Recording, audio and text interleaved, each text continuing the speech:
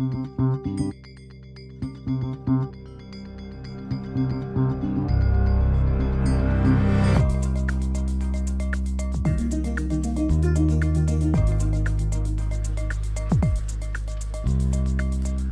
morning, everyone.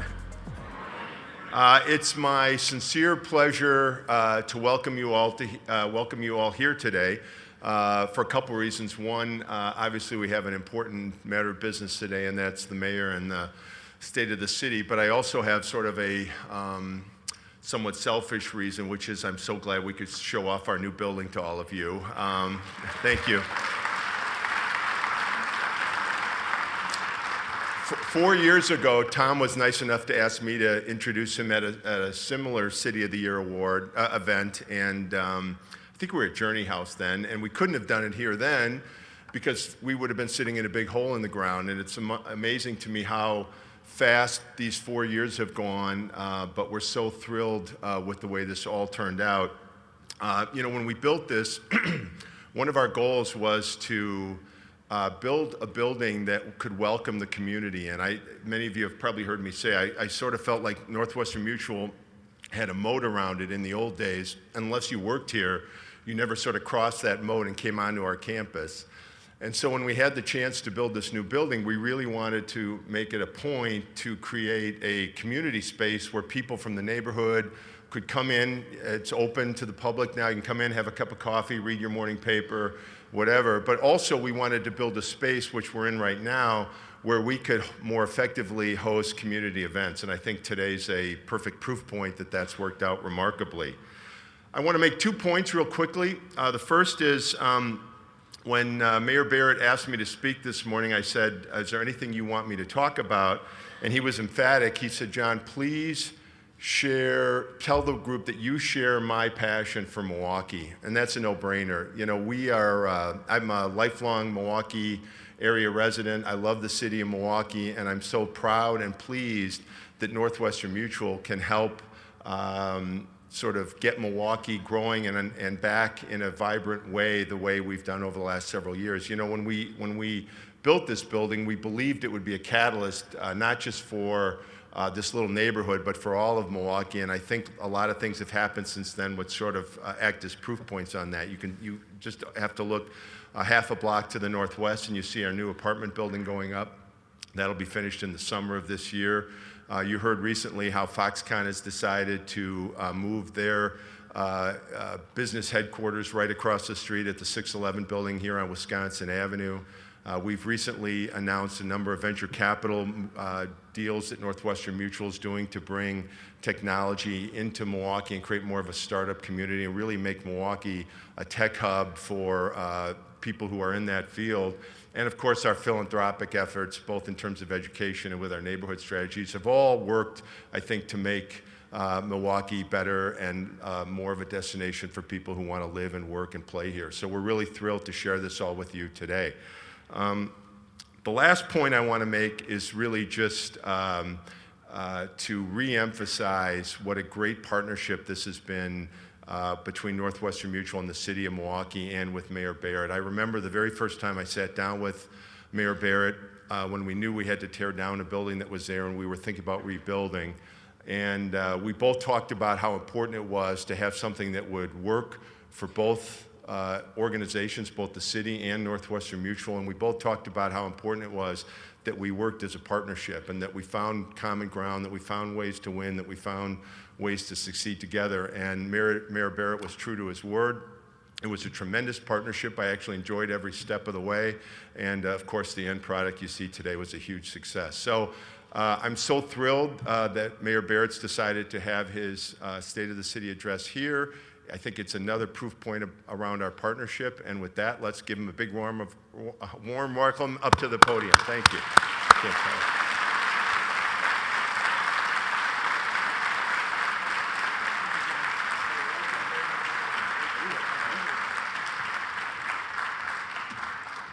Well, good morning. Thank you very much, John. It is a great honor to be in this breathtaking building and to publicly recognize your commitment to Milwaukee.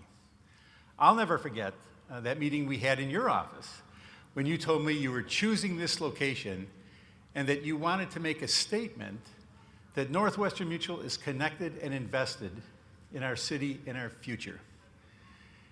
You have reshaped Milwaukee's skyline, and you have changed hundreds of people's lives for the better, connecting Milwaukee workers with career opportunities in the building trades and the insurance industry. Northwestern Mutual met and exceeded all workforce requirements on this building.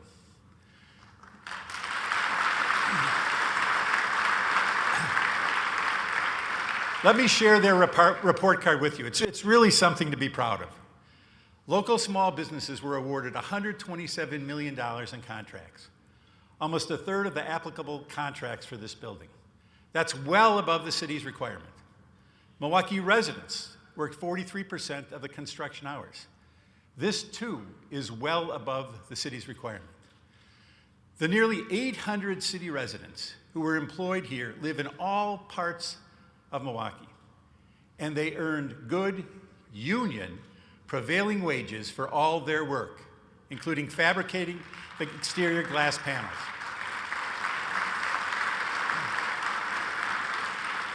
And those panels were manufactured right here at Milwaukee Century City.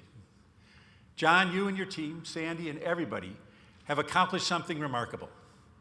You have given hundreds of residents the opportunity to literally build our city's future.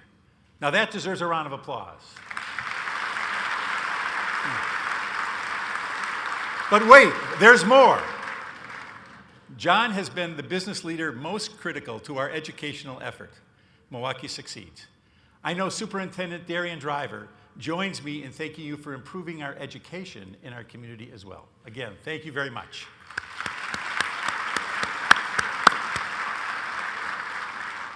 And what about that incredible Milwaukee Police Band under the leadership of retired Lieutenant Karen Dubas? Let's give them a round of applause as well.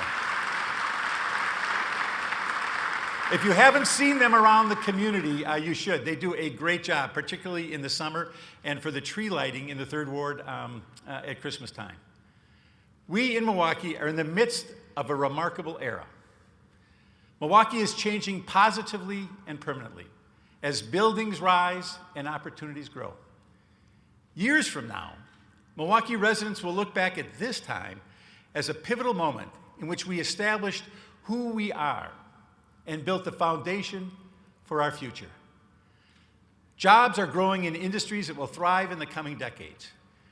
We enjoy a quality of life here in which arts, entertainment, and athletics exist at the highest levels. We have a wealth of community anchors, including churches, schools, and neighborhood organizations that serve the common good. And thoughtful people are making investments in our neighborhoods. For visitors and residents alike, the dramatic transformation of our downtown is easy to see. But many may not recognize our work in the neighborhoods. Last year, we established 4 tax incremental districts, all of them outside the central business area. On the northwest side, we help businesses invest at Park Place. At 7th and National Avenue, we advanced a new residential development. At Burleigh and Fond du Lac, we joined investors restoring vitality to a fire-damaged building. And at 15th and North Avenue, a former ice cream factory conversion will create new apartments. In the coming year, we anticipate more projects like these. Prudent city investments can assist in bringing development to locations the private sector has overlooked in recent years. When the global housing bubble burst almost a decade ago, Milwaukee's role as a property owner and a landlord grew enormously. Tax foreclosed properties became a financial burden for city government, a challenge for neighborhoods, and a disruption for families who needed a place to live. That's why I have put so much effort into returning foreclosed properties to private ownership. Last year, our real estate team sold 429 houses and commercial buildings, adding new homeowners and quality rental opportunities. The properties we have sold have returned more than $100 million to the city's tax base since the foreclosure crisis began.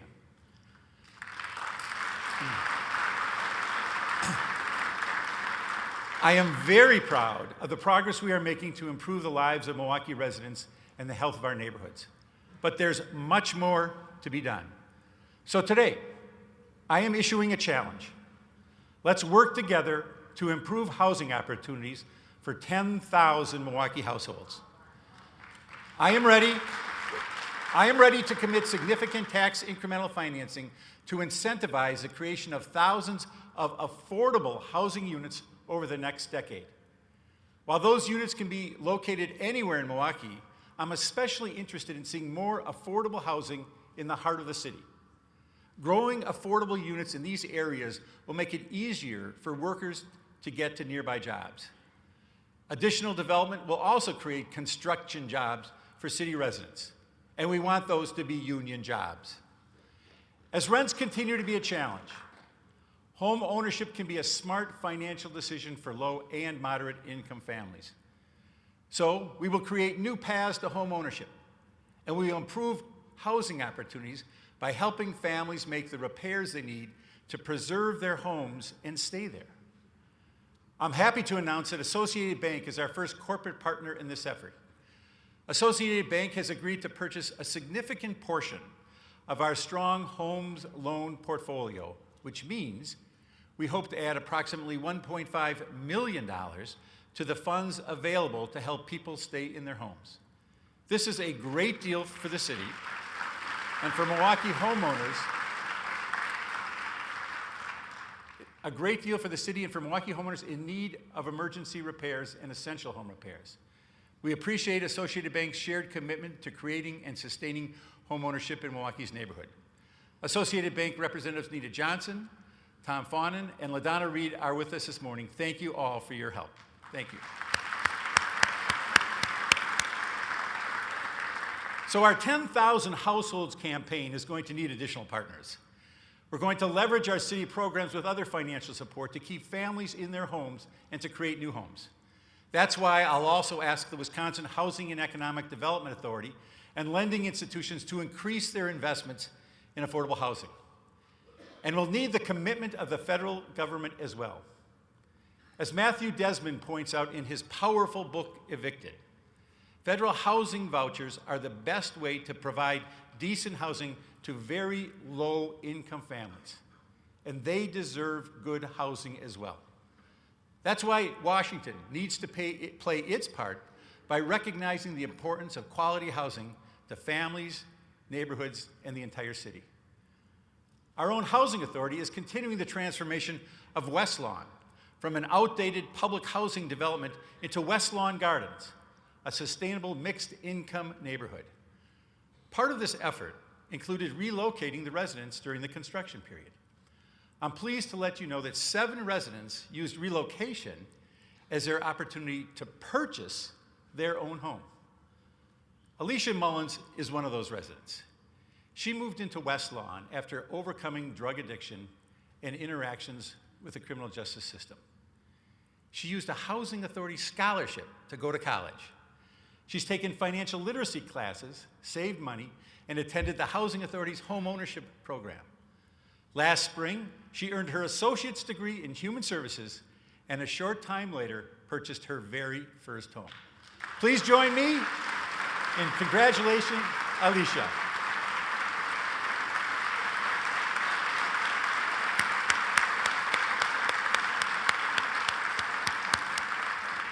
We've brought a similar commitment to housing and jobs in Sherman Park. Working with the state, we provide incentives to our partners with 2 goals: providing jobs for people facing employment challenges and improving housing and neighborhoods in the greater Sherman Park area.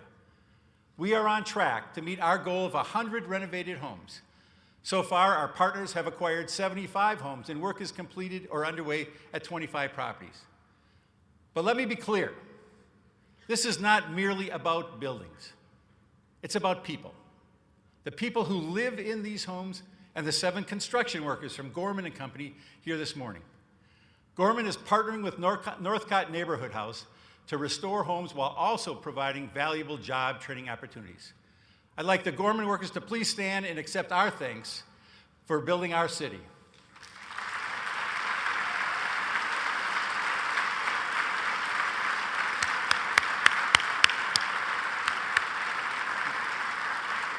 As I've told these guys when I've seen them out, I'm not afraid of hard work. I'll watch anybody do it. And that's what they do. They're building our future. Thank you very much. Thank you. When I talk about our neighborhood investments, I love to talk about libraries. Just months ago, the city opened the doors to our newest branch library, a remarkable mixed-use development in the heart of the Mitchell Street business area. Mitchell Street is our largest branch library and the most technologically advanced one to date, complete with a makerspace that houses a recording studio and digital editing bays. Our Milwaukee Public Libraries are anchor institutions in our neighborhoods. They are so much more than places to check out books and DVDs. They are truly inspiring places that promote imagination and information and help people read, learn, and connect to one another. Next in our branch redevelopment plan is a replacement for the Mill Road Library on the city's far northwest side. Breaking ground later this spring, this new library will bring the latest innovations to another neighborhood, just as we did before with Tippecanoe, East, and Villard. Soon, we will have a new neighborhood anchor on the near south side. Earlier this month, I approved a zoning change allowing Cristo Rey High School to expand in the Clark Square neighborhood.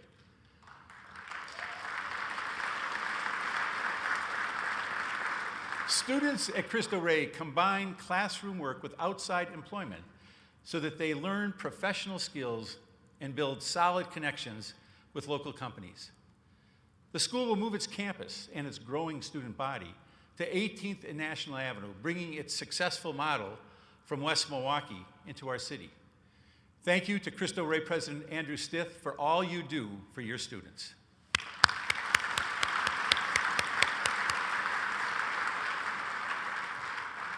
We've made significant progress in building a shared and more inclusive vision for Milwaukee's greater downtown.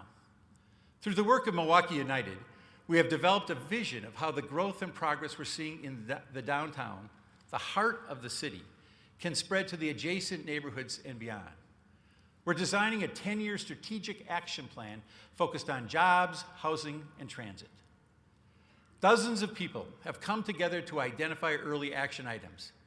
There has been consensus about supporting catalytic, community-based projects in neighborhoods adjacent to downtown.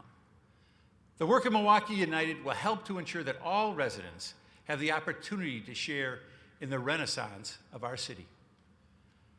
I've had many visitors tell me how impressed they are with the transformation of the heart of our city. It's true. Companies like Bader Rudder, Hammes Company, Foxconn, and BMO, just to name a few, have moved or are growing downtown. I want to thank each and every one of you for investing and believing in Milwaukee.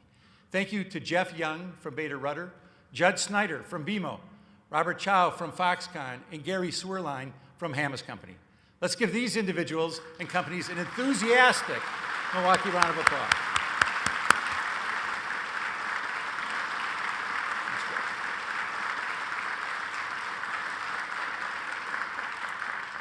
This summer, we will see the opening of the new Bucks Arena.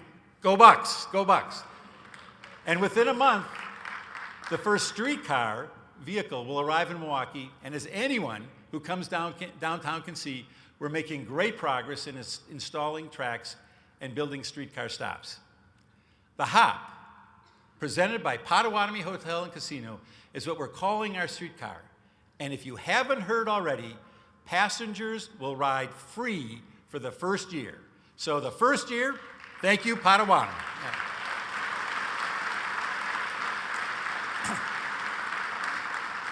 I want to single out Potawatomi Hotel and Casino CEO and General Manager Rodney Ferguson for your generous support, and thank you for the continued support from the Forest County Potawatomi.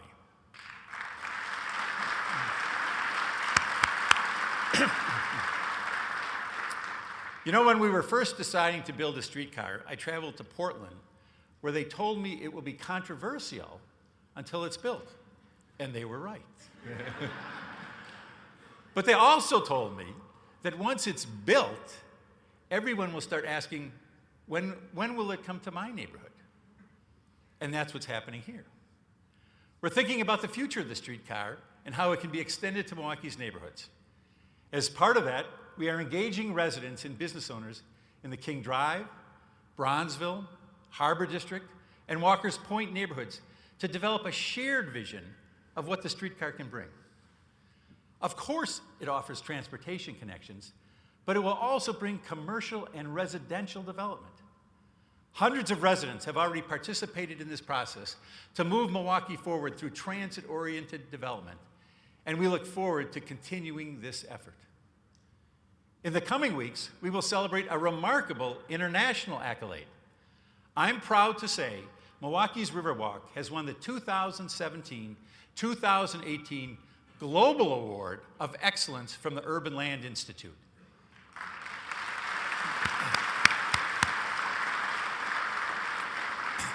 This is an honor decades in the making. The Riverwalk was established as a public-private partnership in the 1980s. We have steadily increased our investment. In fact, 80% of the city's investment has taken place since I became mayor, and it has catalyzed almost $1 billion in increased property values nearby. The Riverwalk has succeeded in bringing people to the Milwaukee River. Now, we want to replicate that success with riverwalks along the Menominee and Kinnickinnic rivers, and plans are advancing to do just that. Early next month is an important time in the environmental history of the Milwaukee River. That's when the demolition of the Estabrook Dam begins. Elimination of the waterway obstruction will improve water quality, positively affect fish and wildlife habitats, and reduce the potential for flooding.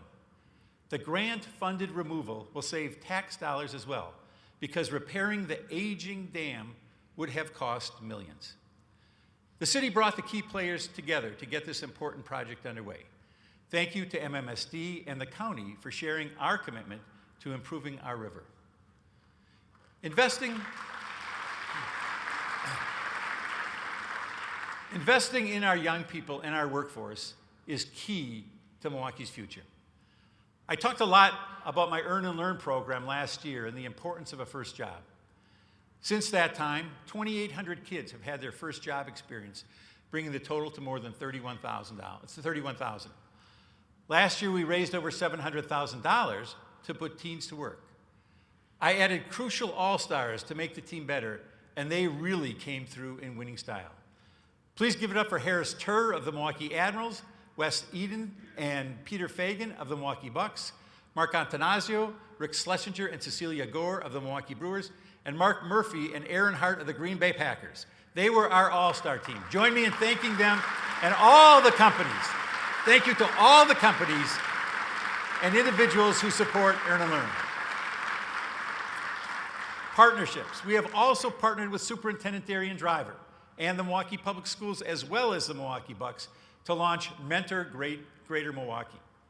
Our goal is to bring mentors into our schools and connect students with adults who will commit to improving academic achievement, attendance, and goal setting.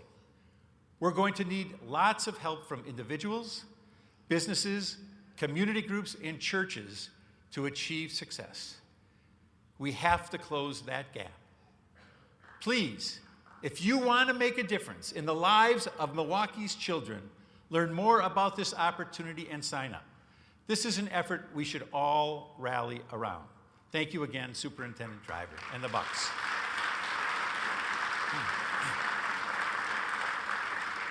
I've also been happy to support the creation of the new Office of Early Childhood Initiatives, which will be located within the Milwaukee Public Library.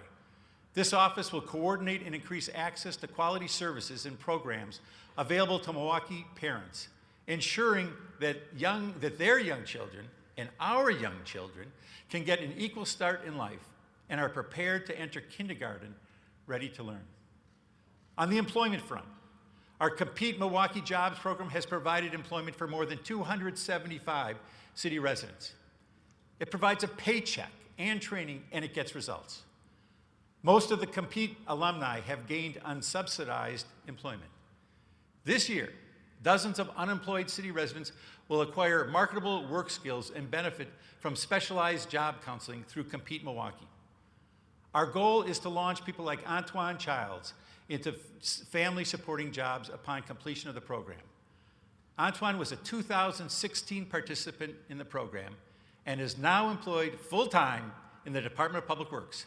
Please join me in congratulating Antoine.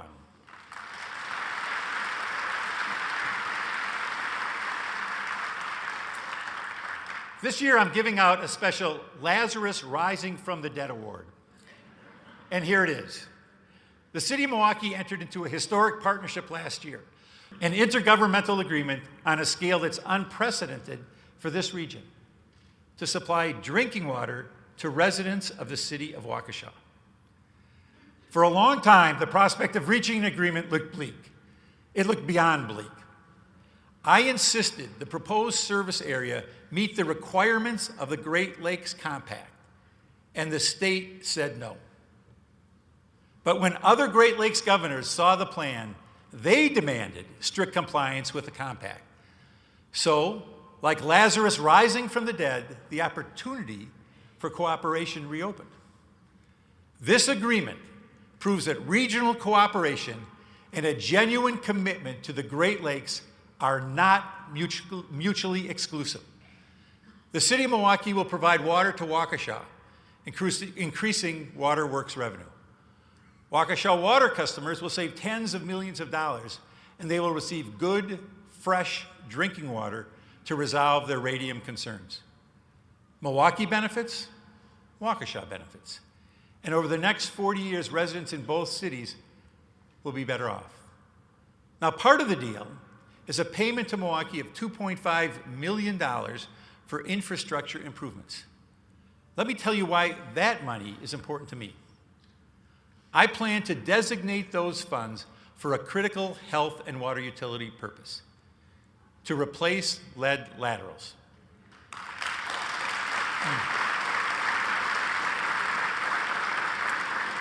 While other communities are not addressing this problem, Milwaukee has been recognized as one of only 21 cities nationwide that has taken steps to address lead service lines. Our effort has been highlighted nationally as a best practice by organizations such as the Environmental Defense Fund and Pew Charitable Trust. Along with my concern about lead laterals, I'm also very aware that the greatest lead threat to our children stems from the insidious presence of old lead paint. In the United States, 500,000 children each year are considered lead poisoned. 3,000 of those right here in Milwaukee. Our lead rates are too high, and that's why I have been focused on reducing those numbers since before I became mayor. Since 2003, the number of children with elevated blood levels of 10 micrograms or more is down by 90%.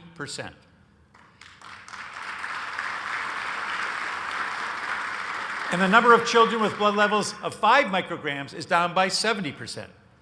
But it's not time to stop.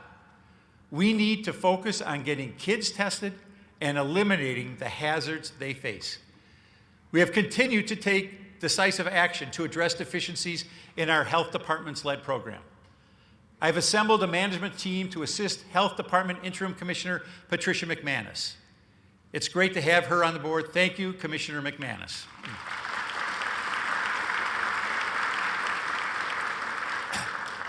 When it comes to the health and well-being of our youngest residents, we are developing innovative collaborations to help us address the challenges they face. This past year, we have pushed forward with our citywide Strong Baby campaign, sharing positive tips to improve birth outcomes and support prematurity prevention. While our ad campaigns are informational and thought-provoking, and thank you to Serve Marketing for creating them, my favorite part of the campaign is getting the chance to meet these strong babies in person. This morning, we are joined by Boston, our June strong baby, who is with his mom, Tiffany, and our October strong baby, Natalie, who is here with her dad, Andrew. They're probably out in the back because they don't want to sit through a long speech. But if you get a chance to see them, say hello to them. There they are. Let's give the babies a round of applause. Milwaukee's future.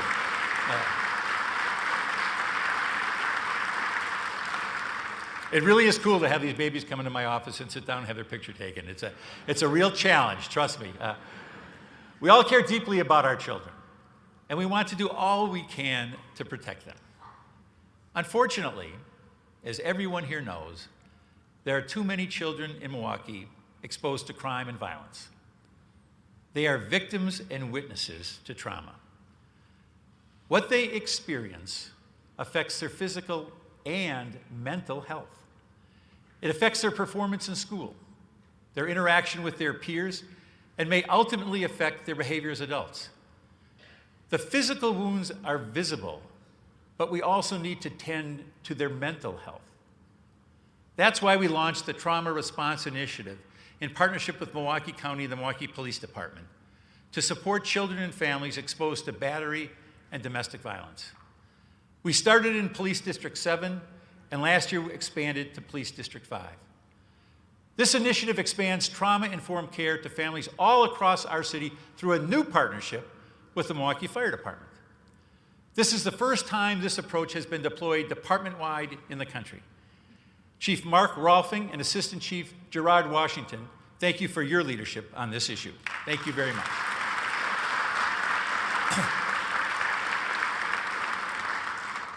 One of our shared principles of our public health approach to violence is that the effects of violence are preventable, not inevitable.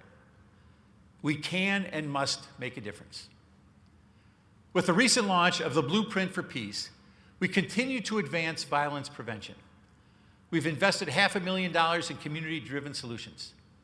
Together, we will build a safer city. This city's violence prevention efforts coincide with 2 consecutive years of homicide reduction. I am committed to seeing this decline continue. That's why this year we are investing $280,000 in Ceasefire Milwaukee to reduce the cycle of retaliatory violence that drives many of the shootings in our city. This effort is generously supported by Google, Bader Philanthropies, Live Free, and the Greater Milwaukee Foundation.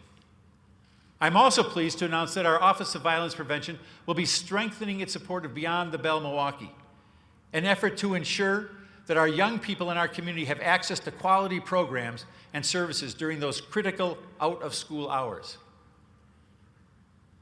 Now, I want all of you to know that I stand with the students from Florida's Marjory Stoneman Douglas High School. We need action at the federal and state level to reduce gun violence. It is beyond disturbing that those in power fail to address the need for background checks. Let me remind you of a local shooting that highlights the hypocrisy. On October 21st, 2012, a mass shooting occurred at the Azana Salon and Spa in Brookfield, Wisconsin. Zena Daniel had a restraining order issued by a court against her husband, meaning under federal law he was prohibited from buying a gun from a licensed dealer. That didn't stop him. He did what millions of Americans do every day. He went to the internet. But he went to the internet because a gigantic loophole exists allowing people to buy guns through the internet without any background check. No background check even for people with a history of domestic violence, restraining orders, or serious mental health issues. Specifically, he found armslist.com, a website that brokers gun sales between buyers and sellers. No background checks required. So he made the connection on the internet. The next day he went to a McDonald's in Germantown and he picked up a .40 caliber pistol and 3 magazines. Then on Sunday morning, he shot and killed Zena, Carrie Robach, and Maylin Lynn. He then turned the gun on himself. Just shy of 3 months later, we mourned the 20 children and 6 adults killed at Sandy Hook Elementary School. And the list goes on. San Bernardino, Orlando, Oak Creek, the Dallas police shootings, Las Vegas, and of course, Marjory Stoneman Douglas High School. After yet another mass shooting, when someone in power dismissively says, "Now is not the time for knee-jerk reactions," I get angry. I am angered that the NRA, our president, and those afraid of losing NRA money want teachers to carry loaded firearms into classrooms. Talk about a knee-jerk reaction.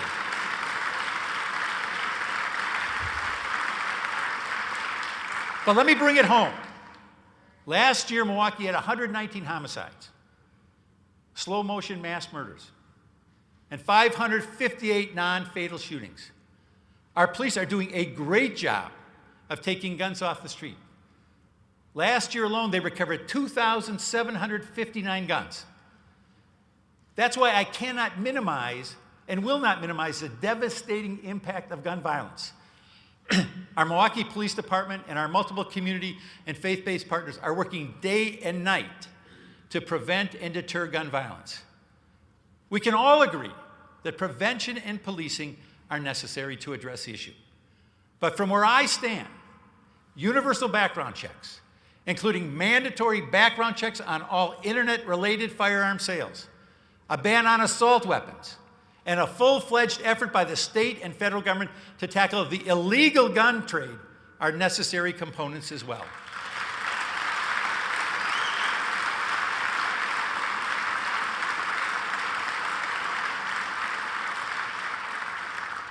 In the last few years, we've all seen the television reports on police-community relations. Police-community relations have been on the front burner across the United States now for several years. For over 100 years, Milwaukee's Fire and Police Commission has done what many cities are just now trying out, to establish clear and accountable civilian oversight of our police and fire departments. The commission has been the place for residents to express expectations of their police and fire services. The commission also offers a fair and transparent process to address and resolve issues. Recently, commission members developed and implemented the Milwaukee Police Chief selection process. Interim Police Chief Al Morales has joined us this morning. I want to express my appreciation for your willingness to take this leadership role at this crucial time. Stand up, stand up.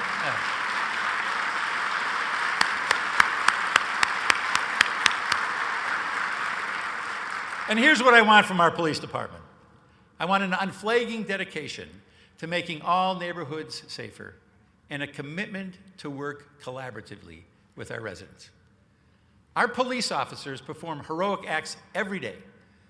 Let me share a few stories. In June of last year, Sergeant Logan Jeffrey responded to a call that a man had jumped into the Milwaukee River. Sergeant Jeffrey saw the man was in the water under a floating platform attempting to drown himself. The sergeant jumped into the water and eventually convinced the man to grab onto a pole and hold himself up. He held onto the man until other officers pulled them both out to safety. As a result of his courage, devotion, and quick thinking, Sergeant Jeffrey saved the man's life. Officers Nicholas Schley and Nicholas Reed from District 4 recently rescued 2 occupants from a burning vehicle. These young men took their duties to protect and serve to the next level. They were on patrol on the northwest side when they saw a car lose control, strike a pole, and start on fire. The Nick Squad, as they're known, pulled 2 teens from the flaming wreckage. Their bravery is an example to all of us. Please join me in offering heartfelt thanks to these outstanding police officers. Get up, you guys. Come on.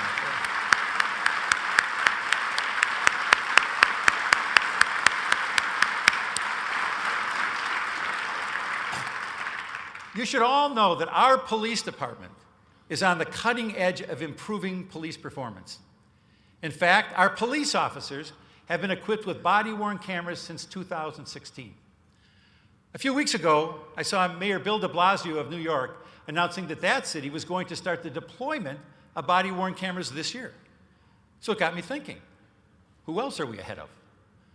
Well, as it turns out, we're a year ahead of Chicago and 2 years ahead of New York and Baltimore. Boston has conducted a pilot, and they haven't even decided to move forward with implementation. I'm proud our city is leading the pack. In addition, few cities can claim that every frontline officer has been trained in crisis intervention, but we can. We have reached our goal of having all patrol officers complete crisis intervention training.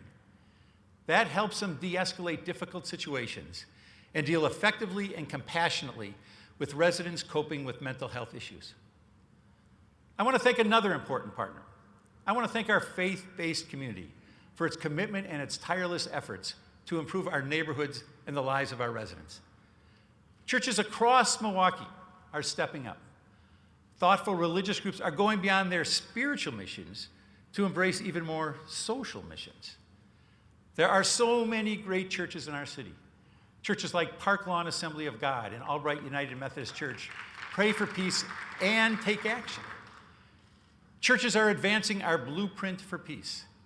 They are working with criminal justice advocacy groups, and they are actively working to reduce gun violence. Their social missions include encouraging the development of small businesses and addressing the needs of victims of sexual violence. Religious groups are also standing up to hate, calling out the haters, and showing the power of faith and love. I'd like to ask all members of our faith-based community to stand as we show our appreciation for your leadership.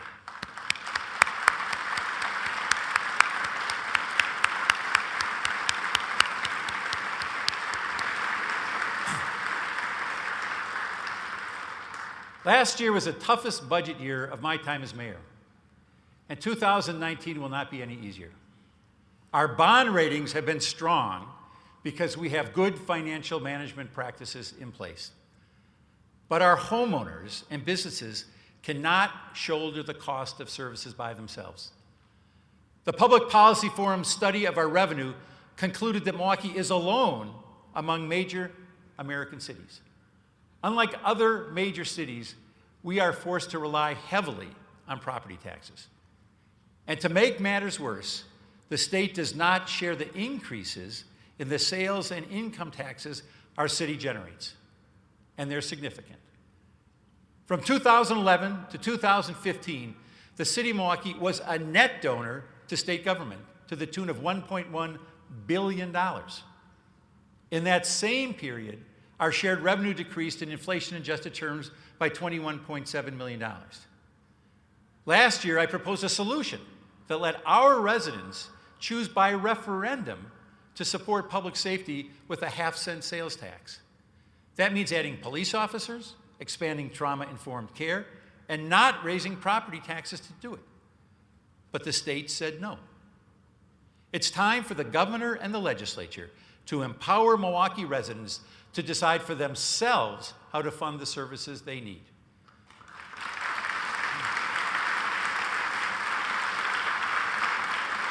But I need help.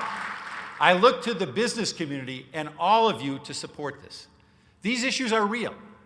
The police department budget alone exceeds the entire property tax levy for the city. Without a new revenue source, the city's ability to fund essential services and meet our obligations will be strained even more. Milwaukee is the economic engine of this state, sending so much more money to Madison than we get in return. It's time we have a real say in our financial future. I want to close on a note of caution and hope. One would have expected in this country, by 2018, our society would have made greater progress in addressing discrimination, marginalization, insensitivity, and abuse. Sadly, we have significant work to do. At a time when the national debate on race and immigration has taken such an ugly tone, we must not only object, we must act. When loud voices demonize groups of people or tacitly excuse overt racism, we must fight back. When individuals face exploitation or irrational hostility, we must fight back. When opportunity is denied or inequality is unaddressed, we must fight back. We are not immune from history or today's politics. The gaps in income, health indicators, home ownership, and educational attainment in Milwaukee and Wisconsin are real. We can't deny or look the other way from the facts. Funding is an issue. Wages are an issue. Fear of being deported is an issue. Poverty is an issue. Race is an issue. We all have an obligation to roll up our sleeves, work toward solutions, and take seriously the goal of achieving the common good. It's a personal effort as well as a collective effort. When we face challenges, we will overcome them. And when we see opportunity, we will embrace it. I am both enthusiastic and optimistic about what's next for Milwaukee, economically, socially, and culturally. I invite everyone in this city to join me in shaping our future, making sure the great opportunities ahead of us are broadly shared by all of Milwaukee. Thank you very much.